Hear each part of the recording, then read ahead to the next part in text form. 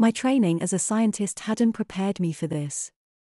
On a Saturday, I was in my lab recalibrating the device I had been working on for the last 10 years, and 2 weeks later I was sitting in a playpen, idly playing with my toes. I gazed at the room around me stupidly as I tried to understand how my device had malfunctioned. I had been trying to understand what had gone wrong since the accident. The device itself was simple in concept and incredibly complex in design. In a nutshell, the concept entailed the creation of a temporary pocket universe whose temporal coordinate system was disconnected from the originating universe. What I had been trying to produce was a static temporal field for long-term storage of objects. What I had produced was something altogether different. All I had been able to deduce was that the field's arrow of time was oriented oppositely from the direction it took in this universe. Instead of being static, the field reversed the aging process for the objects enclosed within its boundaries. The rate of change was astonishing. I had only been under its influence for a few moments before the coils had overheated and melted down. When I emerged from the field's influence, my body had rejuvenated into that of a toddler. Strangely, my mind seemed to be unaffected by the transformation that had befallen the rest of my body.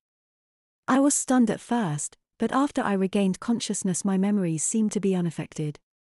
I was as if my memories were encoded in a way that was disconnected with the overall state of my body. I conjectured after the accident that memory was encoded in the tissues of the brain in some type of holographic format where the information for each event was stored at every location in the brain. From the way that my total sum of memories had deteriorated over the last week, I was sure that my original thesis had been wrong.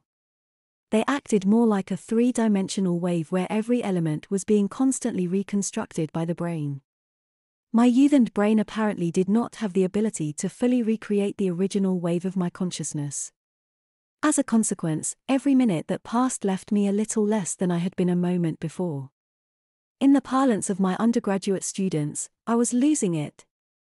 The intricate mathematics I had devoured so easily years before was gone now, as was my understanding of temporal field structures.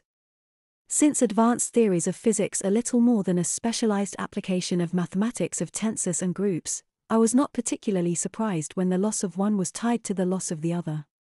Unfortunately, their loss meant that I didn't have the mental tools to find the solution to my problem before my consciousness returned to whatever ground state from which it had sprung.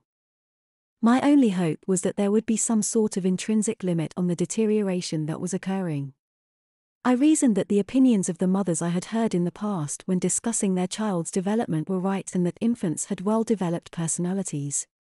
If that was true, then my brain could support my consciousness, albeit at a reduced level of functioning.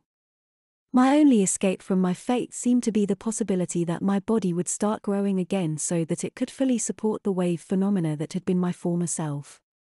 Otherwise, I was doomed to spend the rest of my life in this playpen.